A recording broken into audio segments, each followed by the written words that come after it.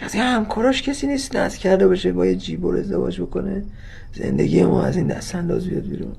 یکی هست البته. خب یه خانم کمالی هست. خب همین جور کن برام. اینو میتونی بندازی جلو، اصلا جاده رو برات صاف می‌کنه. خب همینو جور کن. سر تا سریا. آره همینو برای من جور. معذرت خب شما از آسایشگاه جانبازان شهید عباسی اومدید؟ بله. خب برای دیدن آقا رضا اومدید؟ بله. خب من دوست آقا رضام. منصورم.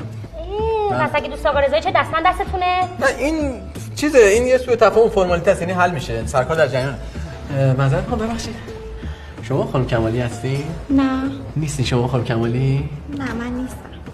خب حتما شما خانم کمالی هستین؟ نه من کمالی نیستم. شما نیستی؟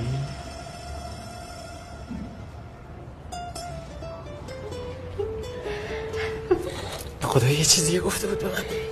ببخشید نکنه شما خانم کمالی هستین؟ بله. شما هستین؟ بله کمالی منم. آقا رضا خیلی از من تعریف کرده. شما خانم کمالی؟ بله چی شده؟ چی شده؟ سرکار بریم. چی شده؟ بریم آقا نمیخوام قیافش ببینم، میخوام قیافش ببینم. خانم ببخشید معذرت میخوام مزاحم شدم. آقا من بازداشته